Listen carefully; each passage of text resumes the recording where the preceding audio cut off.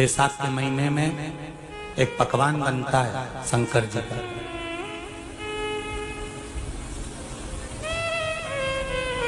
शिव जी के हाथ में त्रिशूल है, शिव जी के 3 नेत्र हैं, बेलपत्री में भी 3, बोलते जाओ, पत्ती है।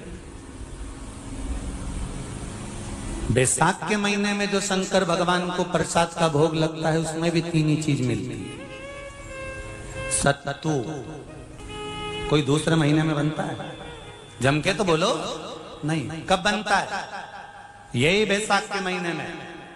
चने की दाल, गेहूं और जौ, इन तीनों को गलाकर सेक कर जो सत्तू तैयार होता है, इसी बैसाख के महीने में परशुराम जयंती के दिन या अमावस्या के दिन या पूर्णिमा के दिन शंकर भगवान को समर्पित होता है और भगवान विष्णु को समर्पित होता है। दुनिया के लोग कहते क्या होता है सत्तू से?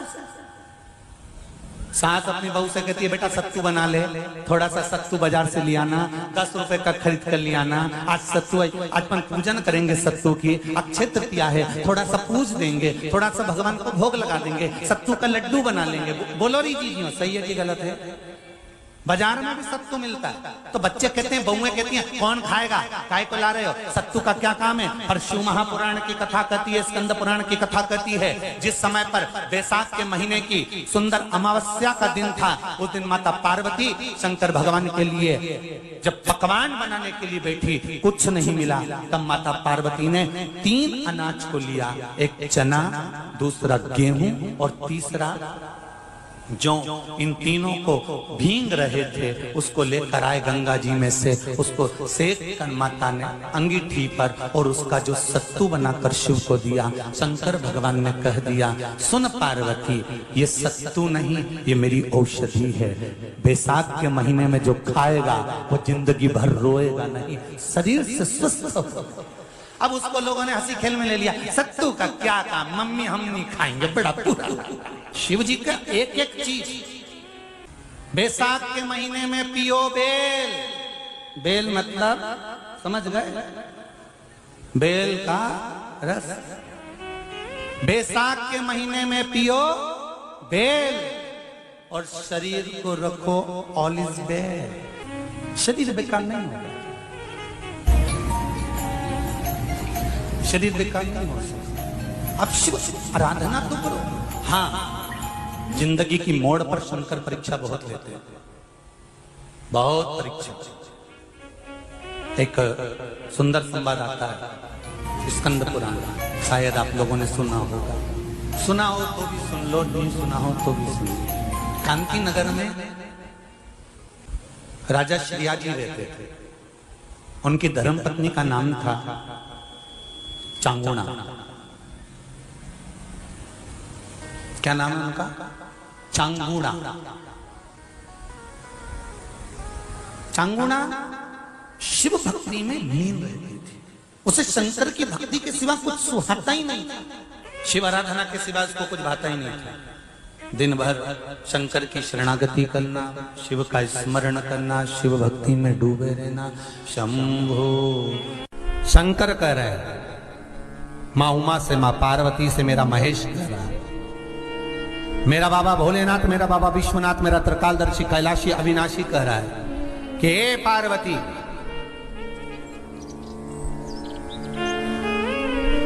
एक बीला, एक बेल जो मुझे समर्पित करता है, और समर्पित करने के बाद उस बेल की महत्वता देखिए, जो बैसाख महीने में बाबा शंकर को जो चढ़ाया जाता है, और 1000 अश्वमेध यज्ञ का पुण्य फल हम प्राप्त कर लेते, मात्र एक फल चढ़ाकर, मात्र एक फल चढ़ाकर। हे पार्वती, संसार का मनुष्य जब मुझे वो बेलपत्र समर्पित कर, वो बेल का फल समर्पित करता है, पार्वती वो फल जो मुझे चढ़ता है, फिर मैं भले नर्मदा के जल से निकला हुआ कंकर शंकर क्यों ना हूं, फिर चाहे मैं गंगा के जल से निकला हुआ कंकर शंकर क्यों ना हूं, चाहे फिर मैं यमुना के जल से निकला हुआ कंकर शंकर क्यों ना हूं, चाहे मैं सरयू के जल से निकला हुआ कंकर शंकर क्यों ना हूं, चाहे मंदाकिनी के जल से निकला हुआ कंकर शंकर क्यों ना हूं। ए पार्वती, फिर जो भी शिवलिंग पर वो बेल समर्पित होता है वो बेल उठाकर जीव अपने कार्य में ले सकता है। ये माँ उमा से कह रहा है। तो उस बेल की महत्वता जानेंगे। अब अपन उस बेल को जानने के लिए वापिस स्कंद पुराण में चले तो स्कंद पुराण में लिखा हुआ है कि जो बेल बैसाख के महीने में शंकर को चढ़ाया जाता है वो बेल का फल उठाकर रख लिया जाता है। बैसाख के महीने में उस चढ़े हुए, बाकी के आपको बेल का फल खाना हो तो बात दूसरी, पर चढ़ा हुआ जो बेल का फल है वो पूरा बैसाख नहीं खाना। बैसाख के बाद में अगला जो महीना आए उस महीने के अंदर उस फल के अंदर का गुर्दा निकालकर उसको सुखा लीजिए और सुखाकर जिस व्यक्ति को पथरी की बीमारी हो और जिस व्यक्ति को पेट में बहुत भोजन पचता ही नहीं है, पूरा शरीर पाचन क्रिया बेकार हो गई, उस व्यक्ति को केवल 7 दिन तक शंकर पर चढ़ा हुआ वो बेलपत्र प्रदान कर दीजिए। पथरी भी बाहर और पाचन क्रिया भी ठीक, जिंदगी भर तकलीफ नहीं। उस बैसाख में उस फल की इतनी महत्वता बाबा भोलेनाथ स्कंद पुराण, लिंग पुराण, नर्मदा पुराण, पद्म पुराण के अंतर्गत, शिव महापुराण के अंतर्गत वर्णन कर उसकी महत्वता। वो बेल का फल साधारण नहीं हो सकता। अब मंदार का जो पुष्प होता है, आंकड़े का जो फूल होता है, एक सफेद कलर का भी होता है और एक गुलाबी कलर का भी होता है। देखा है आप लोगों ने? बोलो, जम के बोलो, देखा है ना? गुलाबी कलर का जो पुष्प होता है वो आप मंदार का, आंकड़े का जो गुलाबी कलर का पुष्प होता है आप टीवी पे देख रहे होंगे। एक सफेद देख रहे होंगे, एक मंदार का गुलाबी फूल, नीला कलर का फूल देख रहे होंगे। जो नीला कलर का जो पुष्प होता है, गुलाबी कलर का जो आंकड़े का फूल होता है, प्रयास करना जब किसी विषम परिस्थिति में फंस गए, विषम परिस्थिति, जब आपको लग रहा है कि मुझे बहुत भय लग रहा है, कुछ बुरा होने वाला, आपको लग रहा है आज मेरी उल्टी आंख बहुत फड़क रही है, कुछ गड़बड़ होने वाला, आपको लग रहा है मेरी सीधी आंख फड़क रही, कुछ गड़बड़ होने वाला, तब केवल वो नीला जो गुलाबी पुष्प है मंदार का, उसको कहीं से लाकर शिवालय में अशोक सुंदरी वाली जगह पर स्पर्श कर कर शिवलिंग पर आप चढ़ा दीजिए। आपकी विषम परिस्थिति कैसी भी होगी वो रास्ता बनाकर बाहर निकल जाएगी। आपको फंसना नहीं, परेशान नहीं। मंदार आंकड़ा, सफेद आंकड़े का पुष्प भी भगवान शिव को समर्पित होकर, जिससे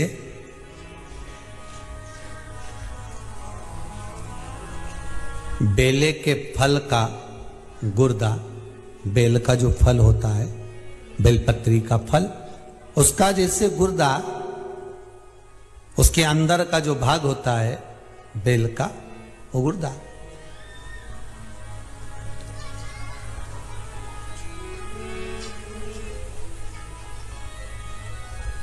उसको अग्नि में जलाकर उसकी भस्म तैयार कर कर छान कर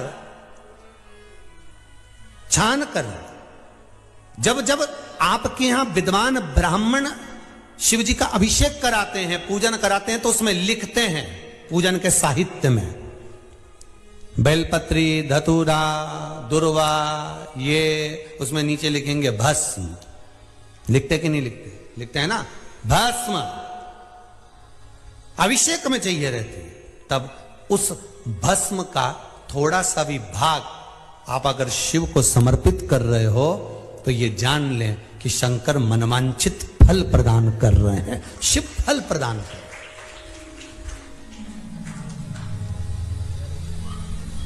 महाराज,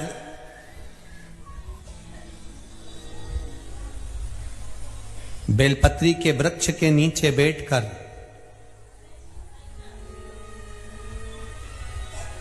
हाथ में एक बेलपत्र का पत्ता रखकर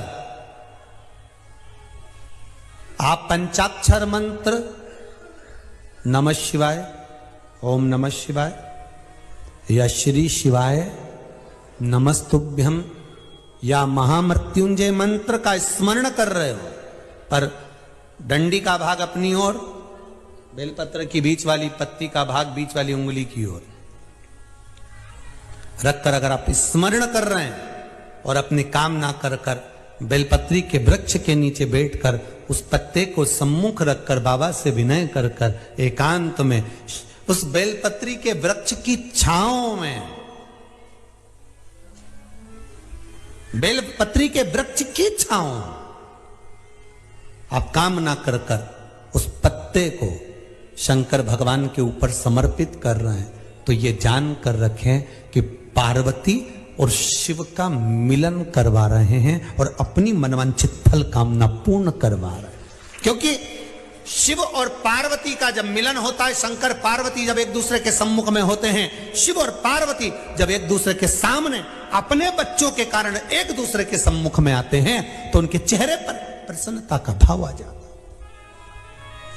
है। फल, मनवांचित फल की कामना, आप जिस कामना के लिए कर रहे हैं, विवाह के लिए, नौकरी के लिए, सर्विस के लिए, व्यापार के लिए, रोग मुक्ति के लिए, आप जिस कामना से कर रहे हैं, ईश्वर महादेव, जो व्यक्ति पथभ्रष्ट हो जाए, जैसे मदिरा के नशे में पड़ गया, कहीं जुए में पड़ गया, कहीं मांसाहार में पड़ गया, कहीं व्यसन में पड़ गया, कहीं गलत काम में अगर कोई जा रहा है, तो श्रम्भेश्वर महादेव के नाम से काली तिल भगवान शिव को समर्पित करी जाती है।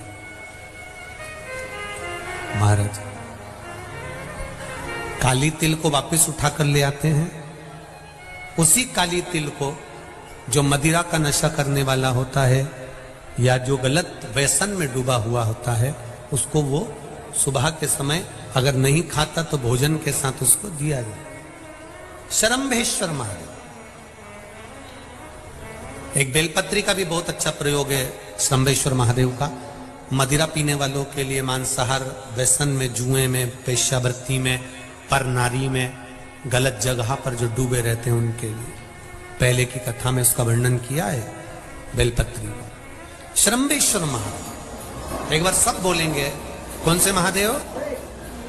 श्रम्भेश्वर महादेव।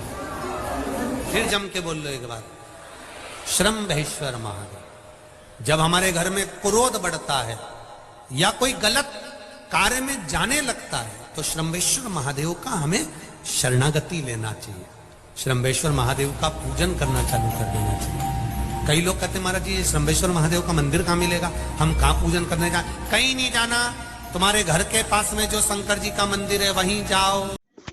तो गुरु जी की आज की कथा समाप्त होती है। तो भक्तों, आज की कथा में बताए गए सभी उपायों को आप अपने जीवन में अवश्य ही करें और जल्द से जल्द करें, जिससे आपकी जीवन की सारी समस्याएं आज से दूर होना चालू हो जाएं। तो अगर आपको इसी प्रकार प्रदीप मिश्रा जी के उपाय को पाना हो तो हमारे चैनल को सब्सक्राइब करें। धन्यवाद।